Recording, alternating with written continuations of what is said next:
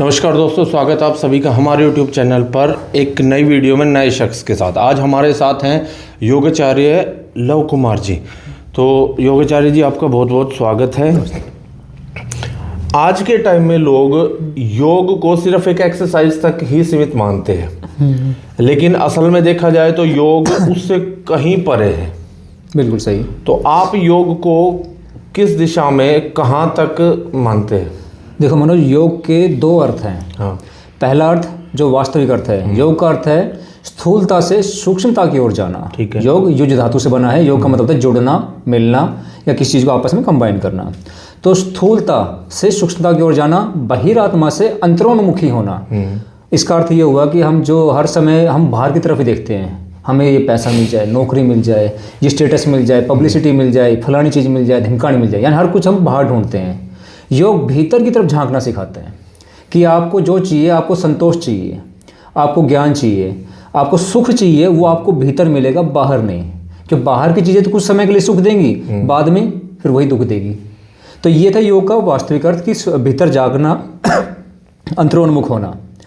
दूसरा योग का अर्थ है बीमारी ठीक कर दो जो आज के समय लोगों ने बना रखा है कि बस बीमारी ठीक कर दो, ये दूसरा अर्थ बना हुआ है। मतलब तब तक ही अपनाते कि जब तक मैं ठीक नहीं हो जाता, उसके बाद छोड़ देते हैं। ये दुर्भाग्य है कि योग हमारे देश का ज्ञान है, हमारे ऋषि मुनियों को दिया हुआ ज्ञान है, ये जो अनंत काल से चला आ रहा है। बहुत पता नहीं कितना समय हो गया इसको। हम इसको आयुर्वेद में भी योग का वर्णन है, ऋग्वेद में, यजुर्वेद में योग का वर्णन है। तो ऋषि मुनियों के टाइम से चला आ रहा है, लेकिन देखते हैं ना कि ऋषि मुनि क्या है, काफी लंबे टाइम तक जीते थे, कई 100 साल तक जीते थे। हाँ, उनकी आयु बहुत लंबी। हाँ, तो आज के टाइम में योग को अपनाकर क्या उन्हीं की तरह लंबे टाइम तक जिया जा सकता है? बिल्कुल। आज के टाइम में जो आज की मेडिकल साइंस है वो ये प्रूव कर चुकी है कि जो हमारी किडनी है इसकी उम्र 250 साल है। अच्छा। हमारे लीवर की उम्र 200 से 250 साल के बीच है, ये आज की साइंस प्रूव कर चुकी है। जब हमारे बॉडी के स्पेयर पार्ट्स की उम्र इतनी है तो हम 40 साल में, 50 साल में, 70 साल में निपट लेते हैं। कारण 50-60 साल मैक्सिमम है आज के टाइम में। हाँ, नॉर्मली है। और कोई कोई है जो 70 साल पकड़ गया। कारण उसका हमने जो अपना डेली रूटीन खराब किया, अपना खाना पीना खराब किया, जो प्राकृतिक नेचुरल रिसोर्सेज थे, पानी के, अन्न के, सारे दूषित कर दिए। बिल्कुल। तो उसी ने हमें बर्बाद किया है। तो जब आज की मेडिकल साइंस कह रही है तो पुरातन लोग तो 500-500 साल जीते थे। बिल्कुल। 400 वर्ष जो साधना करते थे, 500। मतलब उनकी उम्र आज के टाइम में कई गुना ज्यादा थी, काफी। और उनका खान पान भी, रहन सहन भी बिल्कुल सात्विक खाना और सात्विक जीवन था आयुर्वेद के अनुसार। और साधना के मार्ग पे चलते थे, इसलिए इतनी लंबी आयु होती थी उनकी। वो कोई चमत्कार नहीं था, वो शरीर विज्ञान ही था जो इतनी लंबी आयु खींच लेते थे। वो कितनी कितनी देर के लिए योग करते थे वो? क्योंकि देखो इतनी लंबी उम्र के लिए ऐसा तो है नहीं भी 15 मिनट, आधा घंटा, 1 घंटा योग कर लिया। योग क्या है? योग बिल्कुल वैसे ही है जैसे सिक्के के आगे पीछे हेड और टेल होते हैं ना। हाँ। ऐसे योग और आयुर्वेद है। हाँ। दोनों हमारे वेदों से निकले हैं। तो योग आयुर्वेद का पूरक है, आयुर्वेद योग का पूरक है। तो जो हमारे ऋषि मुनि थे वो आयुर्वेद का पूर्ण पालन करते थे। आयुर्वेद से अपने शरीर, आयुर्वेद मतलब आयु को बढ़ाने वाला वेद। तो जड़ी बूटियां, अन्न, जल, फल, शाक, सब्जियां, इनसे अपने शरीर को, जो हमारे शरीर में 3 दोष होते हैं, वात, पित्त और कफ, जो बीमारियों के कारण होते हैं। बिल्कुल। इन भोजन से वो अपने सभी दोषों को सम रखते थे। जब दोष सम है, शरीर स्वस्थ है, उस स्वस्थ शरीर में स्वस्थ ऊर्जा बनती है। और जब स्वस्थ ऊर्जा बनती है, उसे योग साधना से वो ऋषि मुनि ऊर्जा को ऊपर उठाते थे, पूरे शरीर में चलायमान करते थे। इस कारण से उनकी आयु बढ़ती जाती थी। ये 2 कारण थे। तो योग और आयुर्वेद दोनों साथ। अच्छा, योग करने की कोई आयु अवधि होती है या बच्चे से लेके बूढ़े तक कोई भी कर सकता है? जब आँख खुल जाए, यानी ज्ञान की आँख खुल जाए, वही चालू हो जाओ। यानी जब आँख खुले तब सवेरा। योग की कोई आयु नहीं होती। जब आपको पता लग गया तभी से अपना सुधार करना शुरू कर दो। मतलब 10 साल का बच्चा भी कर सकता है? हाँ, 7 साल की आयु में, जो आज का साइंस उसके अनुसार भी और आयुर्वेद के अनुसार भी, 7 साल की आयु में पूरे मस्तिष्क का निर्माण हो जाता है हमारे। उसके बाद बच्चे से योग करवाया जाता है, उससे पहले उससे योग नहीं करवाया जाता, जैसा योग शास्त्रों में वर्णित है। वैसे आजकल तो लोग 5 साल के बच्चे को बिठा देते हैं। हाँ। जो ठीक भी नहीं है उसे खेलने देना चाहिए। 7 वर्ष की आयु के बाद योग करना शुरू कर दो। और फिर जब तक आपकी आयु है, अभी एक हमारे बनारस के, वाराणसी के एक बुजुर्ग गए हैं अभी, जिनकी आयु 125 वर्ष थी, और वो अंतिम समय तक प्राणायाम करते हुए गए। 125 वर्ष की आयु लगी। क्योंकि आज के टाइम में ना लोग योग को सिर्फ अनुलोम विलोम और इन्हीं तक सीमित मानते हैं। कुछ लोग ये कहते हैं कि भाई योग ना सिर्फ एक एक्सरसाइज है, उससे ज़्यादा कुछ नहीं है, करेंगे थोड़े टाइम के लिए करेंगे, उसके बाद छोड़ देंगे, कोई फर्क नहीं पड़ेगा। तो ऐसा क्या कुछ है? उसका कारण ये मनोज, देखो जैसे कि हमने ये तो मालूम है कि 200 वर्ष तक हमने हमारे ऊपर ईस्ट इंडिया कंपनी का, ब्रिटेन का शासन रहा।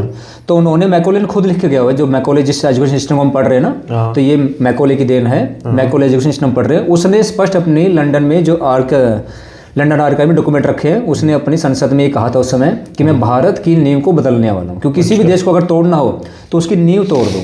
नींव क्या है हमारा, किसी देश की नींव उसका इतिहास होता है। बिल्कुल। तो जो हमारा इतिहास था, इतिहास क्या होता है, ज्ञान, ज्ञान परंपरा। हमारा ज्ञान, पूर्वजों ने क्या किया था, पूर्वजों ने क्या समेट के हमें दिया, हमारे लिए क्या छोड़ के रखे गए, क्या संजो के रखा, वो ज्ञान, उस ज्ञान को उन्होंने सारा बदल दिया।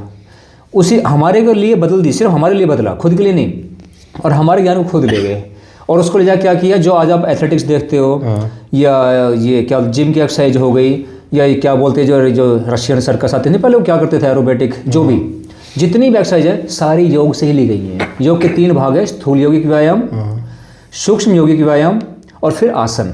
उसके बाद मुद्रा, ज्ञान, वो अलग चीज़ें हैं। तो उन्होंने सारी चीज़ें एरोबिक, हार्ड फाइट, जो जितनी फ्लेक्सिबिलिटी को करते हैं ना, वो सारी हमारे योग की हैं। तो योग ऐसी कोई मामूली चीज़ नहीं कि प्राणायाम तो इसलिए बताया गया था कि लोगों में थोड़ी जागरूकता आए आज। भाई एकदम से एक बच्चे को 12वीं क्लास के हम सिलेबस नहीं पढ़ा सकते हैं। बिल्कुल। तो उसको शुरुआत में पहली नर्सरी कराई जाती है, फिर LKG UKG जो भी आती है, फर्स्ट सेकंड, ऐसे ही। तो प्राणायाम तो ये स्टार्टिंग है, ताकि वो पहले अपने मन को संतुलित करना सीखे प्राणों से, और शरीर में उसके ऑक्सीजन लेवल बढ़े। अच्छा, ये कहते हैं ना कि पहले दिन से कुछ भी नहीं आता, तो योग और योग के आसनों में प्रबल होने में कितना टाइम लग जाता है? सबसे पहले तो समय लगता है आदमी के लिए तैयार होने में, उसके लिए सबसे पहले तो मेंटली सबसे पहले तो तैयार होना जरूरी है। क्योंकि लोग तैयार नहीं होते हैं। लोग सोचते हैं करके देख लेते हैं, कुछ न कुछ नया होगा। कुछ होते हैं 1-2 दिन, हफ्ता 10 दिन कर लिया, उसके बाद छोड़ देते हैं, कहते हैं वही कि कुछ नहीं है, कुछ नहीं हो रहा। कुछ ना तो मूवमेंट हो रही बॉडी ना, और कुछ ये हो। तो सबसे पहले तो मेंटली चाहिए, और मेंटलिटी क्या चाहिए, पेशेंस है। हर कोई चीज़ टाइम मांगती है, हर चीज़ समय मांगती है, हर चीज़, कोई चीज़ जल्दी नहीं होती। जो चीज़ जितनी जल्दी होती है उतनी जल्दी गिर भी जाती है। सही बात। ये नियम है प्रकृति का भी है, हर चीज़ का। तो योग में अगर आप मेंटली बंदा प्रिपेयर है, तो उसको 1 वर्ष तो कम से कम मान के चलो बेस बनाने में देना पड़ेगा। 1 वर्ष, बेस बनाने के लिए। बीमारी ठीक करनी है वो तो 15वें दिन से असर आना शुरू होता है बीमारी ठीक होने में। तो अच्छा, वो कहते हैं ना भाई कंसिस्टेंसी जरूरी है, भाई आपको रेगुलर करना पड़ेगा। रेगुलर का मतलब 7 दिन है या फिर वीक में 4-5 दिन हो गया बहुत? रेगुलर का मतलब ये है कि आपने मान लो किसी कारण से बाहर जाना पड़ गया 2-4 दिन, छूट गया, कोई बात नहीं, आप फिर शुरू कर दो। वीक में 5 दिन योग हो जाए इनफ है। जो रोज़ कर पाएँ वो सर्वश्रेष्ठ है। और कभी बीच में कुछ कार्य हो जाते हैं, कुछ मिस हैपनिंग हो जाती है, कभी किसी के साथ कुछ एक्सीडेंट हो गया और कुछ हो गया, उस कारण बीच में छूट जाए, उससे कोई दिक्कत नहीं होती, दोबारा शुरू कर दे। दिक्कत तब है जब वो छोड़ दिया और फिर दोबारा मन नहीं बना पा रहा। तो ये कंसिस्टेंसी है कि आप कुछ गैप पड़ जाए उससे फ़र्क नहीं पड़ता है, लंबा गैप पड़ गया तो फ़र्क पड़ेगा। योग और साधना में क्या फ़र्क है? हाँ, ये अच्छा सवाल है। योग और साधना कहते हैं किसी चीज़ को साधने को, कि आपको कोई चीज़ साधनी है, अचीव करनी है, उसे साधना कहते हैं। योग क्या है? योग एक मार्ग है, योग की अलग वस्तु नहीं, वो एक मार्ग है, एक रास्ता है जिस पे आपको चलना है। जितना चलोगे उतना मंजिल तक पहुंचोगे। बिल्कुल। तो योग और साधना में इतना ही अंतर है कि आपने योग को अपनाया अपनी बीमारी ठीक करने के लिए, ठीक है, वो आपके रोग हटा देगा। जैसे एक रॉकेट को आप लॉन्च करते हो, तो जो उसका लॉन्चर है वो तो केवल उसको धक्का देने के लिए, धक्का देने के लिए। तो योग मार्ग तो एक रुकी हुई चीज़ है जिस पे आप जितना चलोगे उतना आपको लाभ मिलेगा। और योग मार्ग में जैसे चलो, सबसे पहले बीमारियां खत्म होंगी, आपका मन संतुलित होगा, शांत होगा, बुद्धि शुद्ध होती आ जाएगी।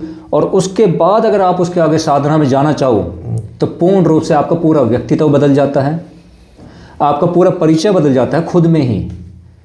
समाज में आप अलग से दिखने शुरू हो जाते हो, जो आप कभी थे आपको खुद उसका भान नहीं रहता कि मैं कभी पहले क्या था। तो साधना और योग में अंतर है कि या तो आप बीमारी ठीक करिए या पूर्ण उस रास्ते पे आगे तक जाइए। अच्छा, आजकल क्या तांत्रिक क्रियाएं बहुत होने लगी हैं, तो क्या योग भी उस क्रिया में शामिल है कहीं ना कहीं? देखो, तांत्रिक क्रियाएं पहले भी होती थी। पुराने समय में इतिहास में पढ़ते हैं कि फलाने राजा के युद्ध में इस तंत्र का इस्तेमाल किया गया। तांत्रिक विधियां होती हैं, वो क्या होती हैं कि प्रकृति में 2 ऊर्जाएं हैं, सकारात्मक ऊर्जा और नकारात्मक ऊर्जा, पॉजिटिव एनर्जी और नेगेटिव एनर्जी, दोनों हैं। तो तांत्रिक क्रियाएं नेगेटिव एनर्जी को स्टोर करती हैं, उसके जरिए स्टोर करके उसी के जरिए तांत्रिक क्रियाएं होती हैं। पुराने समय में तांत्रिक मंत्र तो होते जो हम उच्चारण करते हैं पॉजिटिविटी के लिए, तंत्र होता है इन चीज़ों के लिए, पहले होता था, लेकिन योग का उससे कोई लेना देना नहीं है। क्यों? जैसे योग साधना हो गई या कोई भी आसन हो गया, वो कहते हैं ना भाई उसने उस चीज़ को सिद्ध कर लिया। हाँ, समझाते हैं क्या होता है। हमारे शरीर में 7 चक्र होते हैं योग के अनुसार। मूलाधार चक्र जहाँ हमारी ऊर्जा इकट्ठी है, फिर जब उठता है तो उसके बाद स्वादिष्ठान, मणिपूरक, अनाहत, विशुद्धि, आज्ञा चक्र और सहस्त्रार चक्र। हमारे शरीर में 72,000 से ज़्यादा नस नाड़ियाँ हैं। घिरण संहिता के अनुसार इतनी है और शिव संहिता के अनुसार तो इससे भी ज़्यादा हैं, 3 लाख के आसपास। वो नस नाड़ियाँ दृश्य और अदृश्य दोनों हैं। दृश्य नस नाड़ियाँ वो हैं जो आपको दिख रही है। अदृश्य वो ऊर्जा चैनल हैं जिसमें आपकी ऊर्जा दौड़ेगी। ऊर्जा कौन सी दौड़ेगी? प्राण ऊर्जा। जो आप प्राणवायु ले रहे हो भीतर, वो अंदर जा कर के इन ऊर्जा चैनलों में दौड़ती है। जब वो इसमें दौड़ती है तो वो शरीर के एक हमारे शास्त्रों में और योग के उसमें लाइन आती है, यथा पिंडे तथा ब्रह्मांडे, या यथा ब्रह्मांडे तथा पिंडे। जैसा ब्रह्मांड है वैसा ही हमारे पिंड यानी ये शरीर है। जो कुछ इस ब्रह्मांड में वो इसी के अंदर है। यानी इस शरीर में असीमित शक्तियाँ हैं, वो सोई हुई हैं। पर वो जब हम उसे योग साधना में जगाना शुरू करते हैं, जब उधोगामी होती है ऊर्जा, तब वो सारी शक्तियाँ धीरे धीरे हमारे सामने आती है, जिसे हम अष्ट सिद्धियाँ, 9 निधियाँ बोलते हैं। और दूसरी जितनी भी असीमित शक्तियाँ जो धीरे धीरे आनी शुरू होती हैं। ये साधु महात्मा जो पहाड़ों में तपस्या कर रहे हैं कई सालों से, बिल्कुल बर्फ में ढके हुए हैं, जिन्हें ठंड नहीं लगती, ये योग के कारण ही वो अपनी सिद्धियाँ जागृत करके बैठे हैं, या फिर कैसे? योग से वो अपने तीनों दोष जो वात पित्त का मैंने बताया था उनको संतुलित करके पूरे अपने नियंत्रण में कर लेते हैं। फिर उन्हें ना तो किसी को ठंड लगती है। आपने कई साधु देखे होंगे जो आसपास आग जला के बैठे हैं तपस्या में। हम खड़े नहीं हो सकते, वो बैठे रहते हैं घंटों। फिर उन्हें गर्मी नहीं लगती, उन्हें बरसात का असर नहीं पड़ता, उन्हें किसी चीज़ का असर नहीं पड़ता। ये योग साधना की वजह से शक्तियाँ आती हैं, लेकिन इसमें तंत्र का कहीं इस्तेमाल नहीं होता। ये शरीर के भीतर की ही ऊर्जा है जो इतनी शक्तियों को जगा रही है। योग साधना से शरीर को क्या क्या शक्तियाँ प्राप्त हो सकती है? योग साधना से सर्वप्रथम तो आपको ज्ञान होगा। हाँ बिल्कुल। किस चीज़ का ज्ञान? कि हम क्या हैं, हमें ये जन्म क्यों मिला। क्योंकि ये तो सबको देखने वाली चीज़ है कि भाई आपका शरीर मनोज ऐसा है, आपको ऐसा शरीर क्यों मिला, मेरा शरीर ऐसा, मुझे ऐसा क्यों मिला। कोई बहुत लंबा होता है, कोई छोटा होता है, कोई सुंदर होता है, कोई कम सुंदर होता है, किसी का IQ लेवल डाउन है, किसी का IQ लेवल बहुत शार्प है। इसका कारण है हमारे पूर्व जन्म के संस्कार। तो सबसे पहले तो ये ज्ञान होता है कि हमें कई शरीरों से गुजर के, जैसे हम 84 लाख योनियाँ बोलते हैं, जिनमें पशु भी हैं, पक्षी भी हैं, जलचर, थलचर, नभचर, बैक्टीरिया, कीड़े, सब कुछ हर चीज़ आ गई, सब आ गए। तो अपने कर्मों के अनुसार उन योनियों हम जाते हैं और फिर मनुष्य शरीर प्राप्त करते हैं। और ये सारा क्रम क्यों चलता है? पहले तो योग ये ज्ञान देता है। जब ये ज्ञान हो जाता है उसके बाद आपके भीतर की जो ये मानव शरीर, ये शरीर हमारा नहीं है। हम कौन है? हम एक जीवात्मा हैं। ये शरीर एक साधन है, जैसे कार है, ये हमें मिला हुआ है इस संसार में चलने के लिए। तब हम इस शरीर को समझेंगे, इसके शरीर की शक्तियाँ फिर उत्पन्न होंगी। शक्तियाँ कौन सी? अष्ट सिद्धियाँ होती हैं, 9 निधियाँ होती हैं। फिर आपके जो ज्ञान की वृद्धि होती है, उसके बाद फिर आप में जैसे साधना में आदमी बैठता है, तब तो वो संसार के जो ज्ञान, सबसे पहली बात तो कि योग में ज्ञान प्राप्त करना आवश्यक है। हम सोचे कि कोई मूड आदमी है वो वैसे बैठ जाए। करने में कितना समय लग जाता है? ज्ञान प्राप्त करना उसके पुरुषार्थ पे है। जैसे कि आप तो मुझे जानते हो, पहले मैं रेवाड़ी आपके साथ ही था वहीं पर ही। तो मान लो मैंने आपका जैसे योग की क्लासेस ज्वाइन कर ली मैंने। हाँ। मेरे को 3-4 महीने हो गए। हाँ। अब मेरे को अपने अंदर ही खुद ही अनुभव होने लगा है कि हाँ भाई ये चेंजेस मेरे अंदर आ रहे हैं। और मैं कंटिन्यूटी रखता हूँ, जबकि मेरे को बाहर से पता नहीं लगता। मैं बस जाके क्लासेस ले रहा हूँ, कुछ ना कुछ सीख रहा हूँ। लेकिन वो जो सिद्धियां हैं और शरीर, मतलब वो अनुभूति कब प्राप्त करता है? हाँ, महर्षि पतंजलि ने योग के 8 अंग बनाए, जिसे हम अष्टांग योग बोलते हैं। 8 अंग, उससे पहले योग के और थोड़े शायद अंग फालतू थे, इतने थे, वो इतना ज़्यादा इन्फॉर्मेशन है नहीं हमारे पास। 8 अंग इसलिए बनाए ताकि हम लोगों तक, सामान्य लोगों तक शिक्षा, ये ज्ञान आराम से पहुँच सके। उन 8 अंगों में आते हैं यम, नियम, आसन, प्राणायाम, प्रत्याहार, धारणा, ध्यान और समाधि। ये सारे सीक्वेंस चलते हैं, जिसमें पहले यम आता है। आपने योग क्लास ज्वाइन करी, आपको योग शिक्षक बताएगा, योगाचार्य जो भी है वो आपको बताएगा कि भाई यम का, नियम का आपको पालन करना है। यम का पालन क्यों करना है? नैतिकता के लिए, मोरलिटी, हमारे अंदर मोरल भावनाएं जागे। यम में आते हैं सत्य, अहिंसा, अस्तेय, ब्रह्मचर्य, अपरिग्रह। ये 5 स्टेप्स हैं यम के। यानी आपको सत्य बोलना है। जब आप झूठ बोलना छोड़ दोगे, अब हम आप खुद सोच रहे थे, जब हम कभी किसी चीज़ के लिए बचपन क्लास में भी, स्कूल में, कॉलेज में झूठ बोलते हैं ना, तो एक झूठ को छुपाने के लिए 10 और बोलने पड़ते हैं, बहुत बोलने पड़ते हैं। लेकिन जब हम सत्य बोलना छोड़ देंगे तो हमारा माइंड फ्री है। हम सच बोलना शुरू कर देंगे ना, तो हमारा माइंड फ्री हो गया। दिमाग को वो प्रेशर लगाना नहीं कि तुझे झूठ बोलने के लिए क्या सोचना है। सत्य। अहिंसा मतलब कि अब तुम्हारे ऊपर कोई मुसीबत आई है, तुम्हारे ऊपर समाज पे, राष्ट्र पे, तो लड़ो, वरना किसी के प्रति वैर भाव ना रखो। जरूरत नहीं है। हाँ, वैर भाव नहीं रखना कि जैसे बच्चे को हम पीटते हैं, वैर भाव थोड़ी है उससे, सुधारने के लिए पीटते हैं। इस प्रकार से हमारे अंदर अभी थोड़ा वो जो हिंसा होती है वैसे होनी चाहिए। ऐसे नहीं कि जबरदस्ती मेरा काम नहीं बना, चलो तेरे को निपटा दिया, जो आजकल चल रही संसार में। हाँ, अस्ते चोरी के अभाव को, चोरी का भाव मतलब हम किसी खेत के सहारे चल रहे हैं, खेत में मटर चने उगे हुए हैं, हाँ मतलब कोई सब्जी होती है सामने लगी हुई है, हम जाके तोड़ और हम तोड़ लें, खेत के मालिक से पूछा नहीं, किसी और ने मेहनत उसने कर लगाया, उसने संपत्ति उसकी, हमने चोर, इससे कहते हैं चोरी करना। जब हमारा मन इतना दृढ़ हो जाएगा कि ये भी चुराने का मन नहीं करेगा, हम अगले से परमिशन लेंगे, भाई साहब तेरा खा लूँ मैं फल, तेरे ये चने खा लूँ, इसे कहते हैं अस्ते, चोरी का अभाव। जब ये तीनों चीज़ें सिद्ध होगी उसके बाद ब्रह्मचर्य, जब सिद्ध हो जाएंगी तो आप ब्रह्मचर्य का पालन करेंगे, वीर्य रक्षा। ब्रह्मचर्य का मतलब तो इससे अर्थ बहुत ऊपर है, लेकिन फिलहाल हम सामान्य लोगों के लिए वीर्य रक्षा ही। वीर्य रक्षा होगी तो आपकी सारी ऊर्जा अंदर इकट्ठी है, वो आपको खुश भी रखेगी। वीर्य हमारे शरीर की एक तरह से समझ लो फ़ोन की जैसे बैटरी होती है ना, ऐसे वीर्य होता है, वो बहाने की चीज़ नहीं है। हमारा हंसना, रोना, सोचना, अच्छा सोचना, बुरा सोचना, सब कुछ इसी पर निर्भर होता है। हमारे शरीर का बल, हमारे चेहरे का तेज, सब इसी पर निर्भर है। इस वीर्य की रक्षा। और फिर अपरिग्रह, अपरिग्रह मतलब आवश्यकता से अधिक वस्तुओं का संग्रह न करना। दिमाग का बोझ हटता है उससे बहुत ज़्यादा। हाँ, अभी इतने सारे किसी ने अलमीरा भर रखी कपड़ों की, जूतों का, और कुछ भर रखा, वो सोचते यार ये पहनो, वो पहनो, ये करो। हाँ, अपनी ज़रूरत के अनुसार रखो। हाँ, जब इन यमों का पालन होता है तब साधक अपने आप आगे बढ़ पड़े, वो नैतिक मूल्य बढ़ जाता है। वो ना तो किसी से फालतू बात करता है, ना किसी के बारे में बुरा सोचता है, ना उसके मन में घृणा रहती है, ना द्वेष। मतलब उस इंसान का अलग से ही पता लग जाता है, अलग से उसको व्यक्तित्व दिख जाता है। उसके बाद नियम, नियम मतलब सोच, संतोष, तप, स्वाध्याय, ईश्वर प्रणिधान, ये नियम के 5 स्टेप्स हैं। यानी शरीर को फ्रेश रखो, सोच आदि अच्छे से फ्रेश हो, ना कहाँ सब कुछ अच्छे से फ्रेश करके रखना है, यानी गंदे सुगले बन के हम रह गए। संतोष, जो पर्याप्त है, जो ईश्वर ने दे रखा है हमें, उसमें संतोष रखना। आजकल के आप देखते हो जमाने में, फलाने के पास कार है, मेरे पास नहीं है। हाँ, दिखावा देखो देख बहुत ज़्यादा चल रहा है। मेरे पास या तो छोटी कार है, उससे यार बड़ी होगी, छोटी को बड़ी कैसे करूँ। अब इस बड़ी चक्कर में वो 99 के फेर में पड़ जाता है और वो सत्यानाश जिंदगी का। हाँ। टेंशन, स्ट्रेस की सबसे बड़ी वजह क्या है, वही है। बिल्कुल सर कोई सोचता है यार स्कूल में अगले कितनी रेपुटेशन है, मेरी कोई इज्जत ही नहीं है। अरे स्कूल तो पढ़ने जा रहा है, रेपुटेशन के लिए जा रहा है। कॉलेज कहीं कहीं दिखावा भी है और बराबरी भी है, ये मतलब चल ही रही है। हाँ भाई, सबकी शक्ल एक जैसी नहीं, उसके सब में बाल एक जैसे नहीं, फिर किस चीज़ का दिखावा, ना किस चीज़ के वो कंपटीशन, किस चीज़ का। तो ये नियमों से इन चीज़ों का पालन होता है। तो जब इस बारी बारी आप स्टेप्स जो साधना आप आ रहे हो, खुद में फ़र्क आ जाएगा और फिर धीरे धीरे आप इस मार्ग पे अपने आप ही आ गए।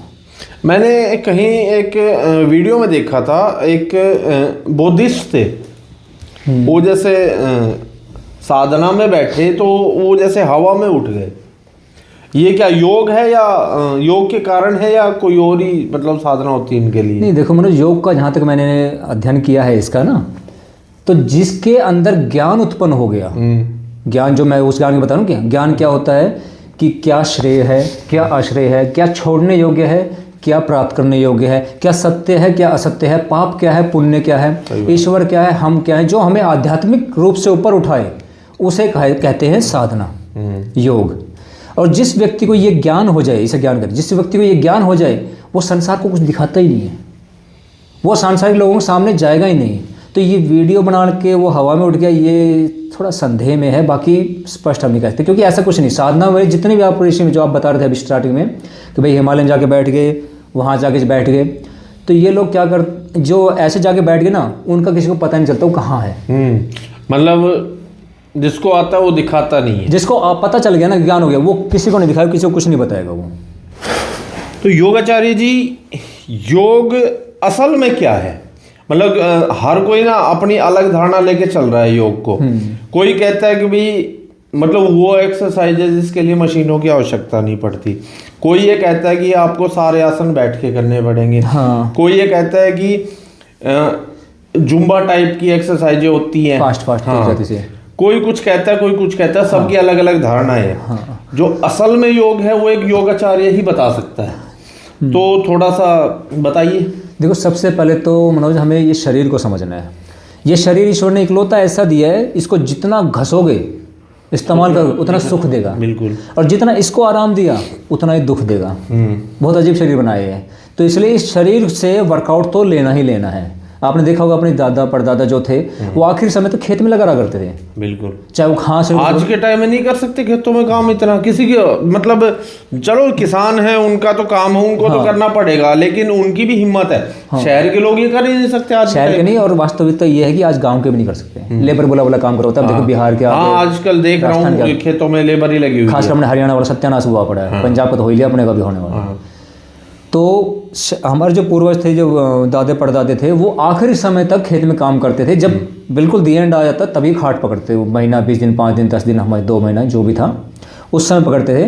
कारण क्या था, जब तक आपका शरीर चला रहे हो अपने शरीर को, ये काम देगा। तो इससे वर्कआउट करो, चाहे आप कुश्ती करो कोई दिक्कत नहीं, आप जिम करो, आप जुम्बा करो, एरोबिक करो, रनिंग करो, कुछ भी करो, लेकिन शरीर से करो। अब बात यह आती है कि सारी चीज़ों में अच्छा कौन सा है।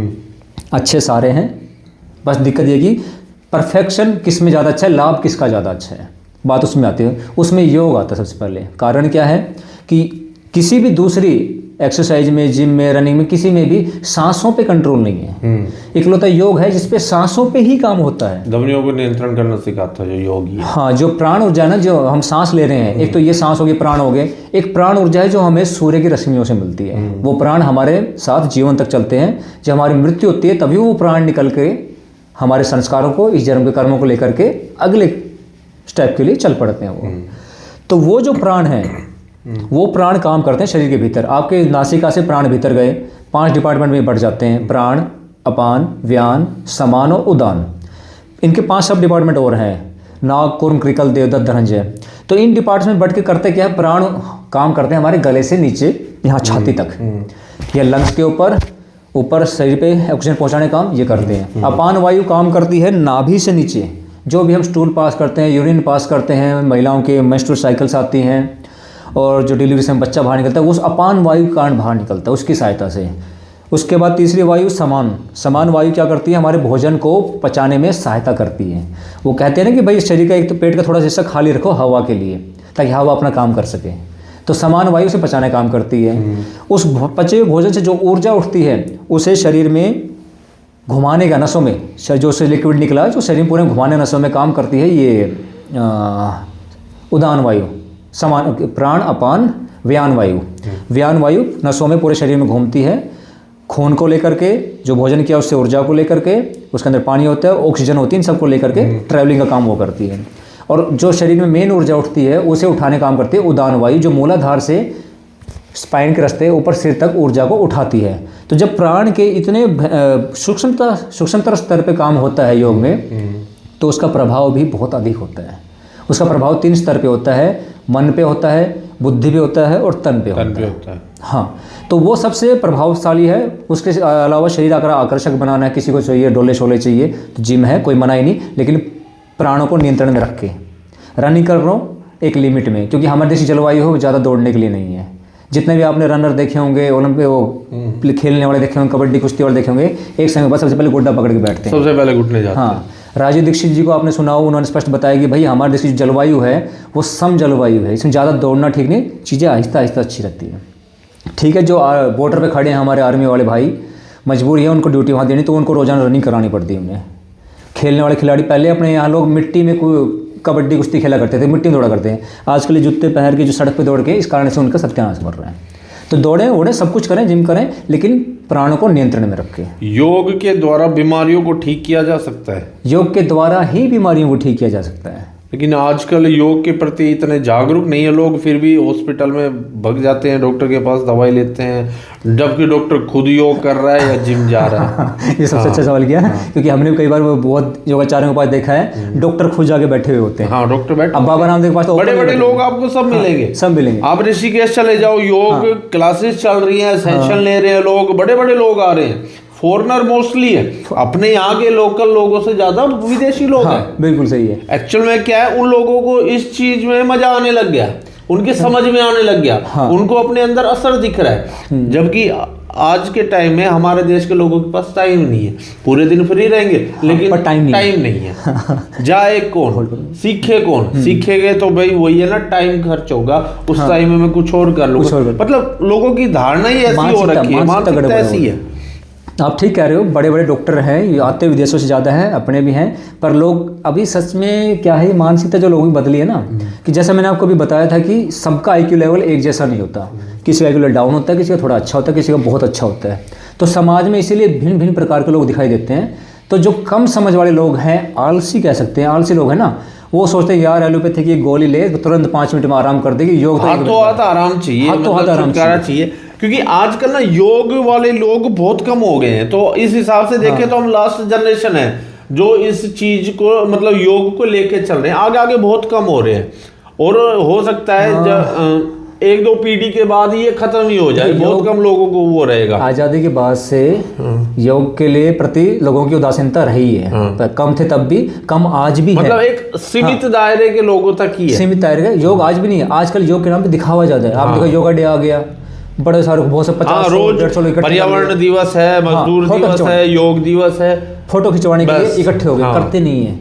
सिर्फ फोटो खिंचवाने के लिए इतनी भीड़ इकट्ठी हो रही है, आज भी कमी है, ज़्यादा नहीं है।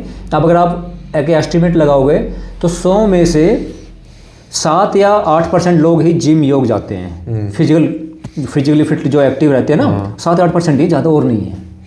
आज भी मोस्टली दिखावा कर रहे हैं, बस कुछ आलस के कारण नहीं जा रहे हैं। लोग जो योग कर रहे हैं प्रॉपर, वो इसीलिए कर रहे हैं कि बीमार पड़े हैं, ऑपरेशन करवा के कटवा के डॉक्टर से हमने आपको थक गए, कुछ नहीं बचा, तब योग कर रहे हैं। वो भी समझ में आती है, लेकिन समझ में आती है, पर वो मन है, लेट आता है। मन में जो पता नहीं क्या उनकी इच्छाएं हैं कि भी मौज करने की, ये पता नहीं 1 घंटे तो देना होता है योग को, 24 घंटे में 1 घंटा योग को देना होता है, और वही 1 घंटा उनके बाकी 23 घंटे को निर्धारित करता है। अच्छा, वो लोग जो साधना करते हैं वो योग को कितना समय देते हैं? मैं अपनी ही बता देता हूँ, औरों की तो मैं क्या बताऊँगा। मैं योग को 4 घंटे देता हूँ डेली, 4 घंटे मिनिमम देता हूँ। इसका कोई समय होता है 4 घंटे लगातार, या कोई समय नहीं, बस ये होता है कि हाँ सुबह भी शाम को दोनों को मिला के 4 घंटे हैं, 2-2 घंटे दोनों टाइम के। ध्यान केवल मैं इतना रखता हूँ कि योग, या सवेरे तो खाली पेट भोजन करता हूँ 3 घंटे, शाम के समय भोजन करने के कम से कम 3 घंटे का मेरा गैप हो जाए, यानी दोपहर को भोजन के 2 बजे तो शाम को 5 बजे क्लास। अच्छा, जो योग नियमित रूप से कर रहा है उस बंदे के अंदर चलो शरीर में परिवर्तन आने शुरू हो जाते हैं। हाँ, खाना किस प्रकार का चाहिए? या कोई भी खा सकता है, बाहर का कुछ भी के लेके खा लिया? जैसे शरीर के मैंने 3 दोष बताए थे, वात पित्त कफ, दोष का मतलब बुराई नहीं, एक शब्द है, ये टर्म है। इसी तरह शरीर के 3 गुण भी होते हैं, सतोगुण, रजोगुण और तमोगुण। और ये 3 गुण प्रकृति के गुण हैं, हमारे नहीं। प्रकृति है, ये 3 गुणों से बनी है, सतोगुण, रजोगुण, तमोगुण से। प्रकृति से हमारा शरीर बना है, प्रकृति से पंचमहाभूत बने, पंचमहाभूतों से हमारा शरीर बना। तो इसलिए इस शरीर में भी वो 3 गुण है जो प्रकृति में है। जो ये प्लेनेट, अर्थ प्लेनेट है जिस पे हम बैठे हैं, अर्थ है, मून है, सन है, जितने प्लेनेट, तारे, चांद तारे, जो भी कुछ है ना, वो भी प्रकृति के हिस्से हैं, प्रकृति से ही बने हैं। तो ये तीनों गुण उनमें भी हैं, लेकिन अनइक्वल क्वांटिटी में। किसी में सतोगुण ज़्यादा है तो रजोगुण तमोगुण कम है, किसी में तमोगुण ज़्यादा है तो रजोगुण सतोगुण कम है।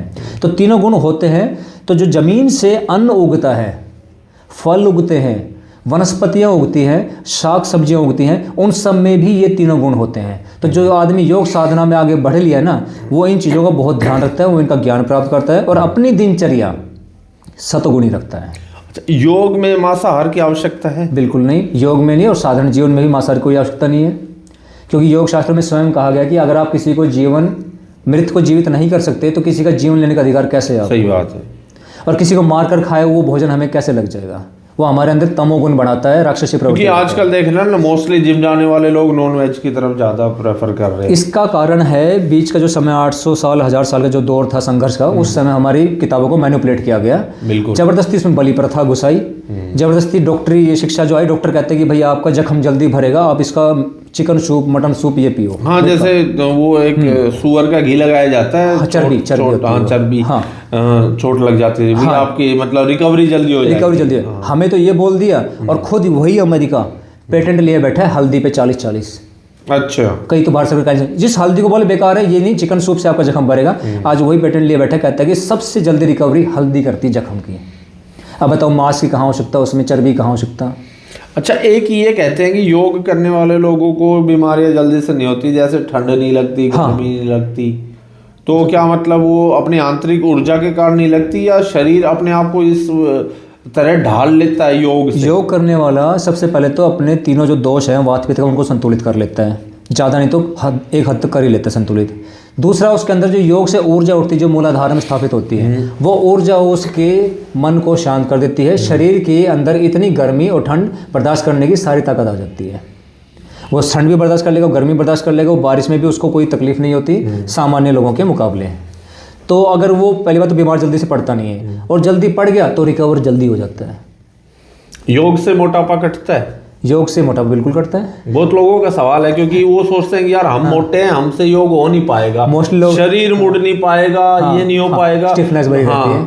तो वो सोचते हैं कि भाई पतले लोग ही योग कर सकते हैं। नहीं, मेरे पास मोस्टली लेडीज जेंट्स जो आते हैं मोटे ही हैं वो, और मोटापा वजन घटाने के लिए आते हैं। सर्वाइकल एक महीने में कितना किलो कम हो जाता है अगर कंटिन्यूटी बनाए रखे? कंटिन्यूटी बनाए रखे तो एक महीने में 4 किलो गर्मियों में 4 किलो सर्दियों में आराम से, अगर बिना कुछ लिए, मतलब कोई ग्रीन कॉफी या कोई वो ऐसे कुछ अलग से नहीं लेना, बस आयुर्वेद के नियमों का पालन करना। इस समय भोजन करो, इस समय मत करो, दैट्स इट।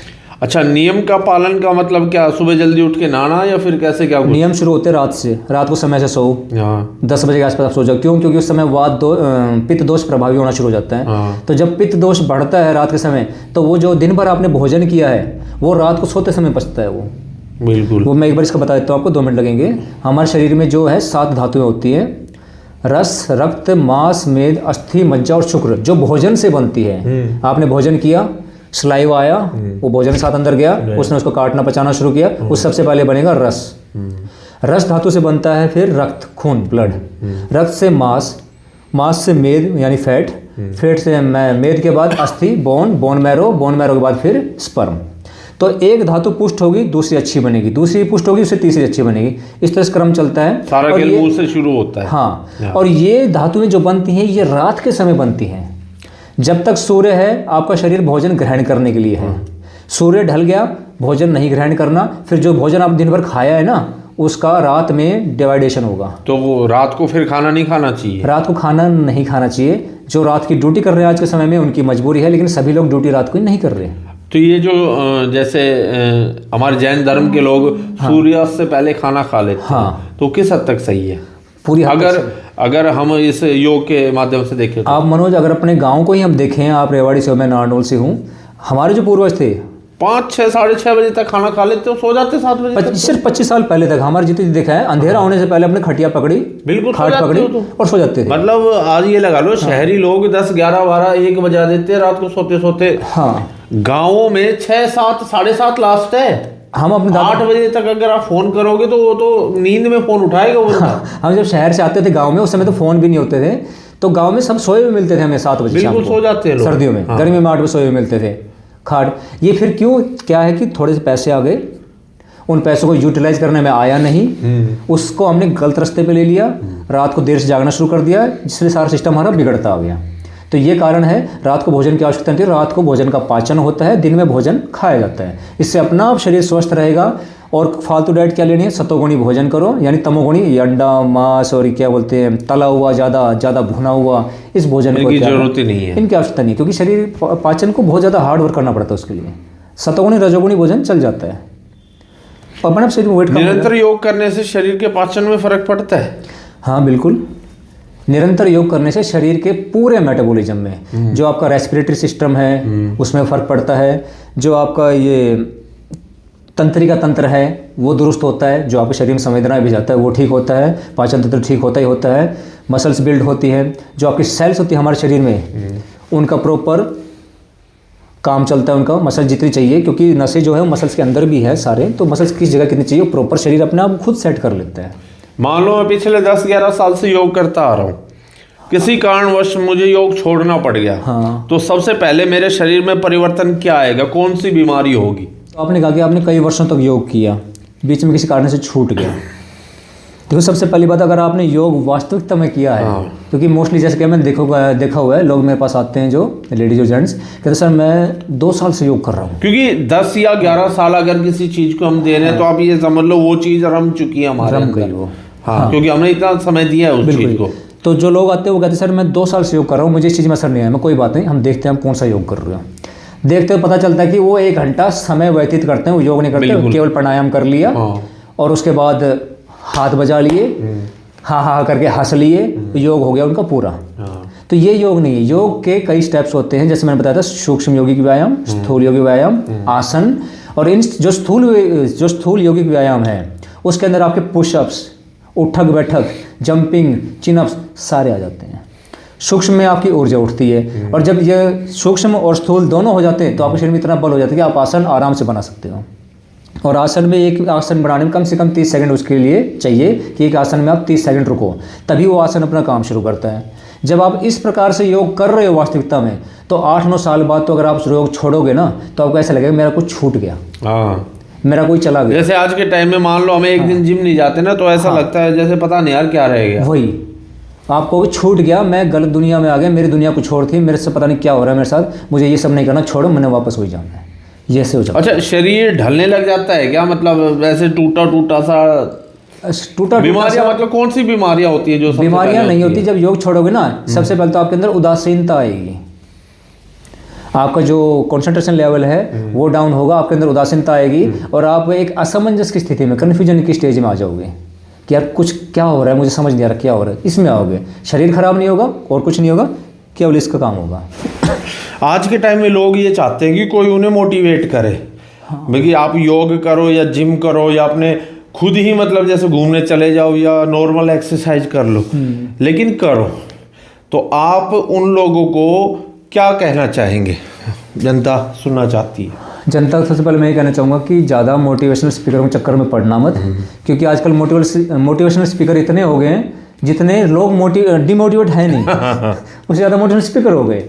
तो जो आपकी पुरातन संस्कृति है वो सर्वश्रेष्ठ थी, इसलिए इसको नष्ट किया गया। कम्युनिस्ट हैं जो इस चाल को चलते रहते हैं, विदेशी आक्रमण हुए, सब जानते हैं आप। तो अपनी संस्कृति के मूल में वापस जाइए, और जीवन जीने के लिए सबसे अच्छा है, जीवन मिला दिया है ईश्वर ने सुखपूर्वक जीने के लिए। जैसा सामर्थ्य मिला है, यानी जैसा शरीर मिला है, जैसी धन संपत्ति घर परिवार मिला है, उसमें सुखी रहना सीखिए। दूसरे को देख देख करके उसकी बराबरी करने की कोशिश नहीं करनी है, अपने सामर्थ्य को बढ़ाना है। और इस शरीर का और सामर्थ्य किससे बढ़ाओगे? शरीर के जरिए। तो शरीर को सर्वप्रथम इसको निरोगी रखना है। किताबों में आप लोगों ने पढ़ा होगा, पहला सुख निरोगी काया। जिम जाइए, कुश्ती करिए, अखाड़े में जाइए, रनिंग करिए, लेकिन योग को थोड़ा जरूर सीखिए, क्योंकि योग है जो सबसे ऊपर की चीज़ है, मतलब कि सबका बिल्कुल सूक्ष्मता से बारीकी से काम करने वाली चीज़ है। योग सीखिए। योग आपको, योगाचार्य आपको लंबे समय तक बांधता नहीं है अपने पास, और कोई किसी के पास रहता भी नहीं है। योग को किसी भी माध्यम से सीखिए, चाहे ऑनलाइन ऑफलाइन, उसको सीख करके जीवन में अपनाइए, क्योंकि जीवन के अंत तक ना तो आपके रिश्ते नाते चलेंगे, ना यार दोस्त चलेंगे, आपका शरीर चलेगा।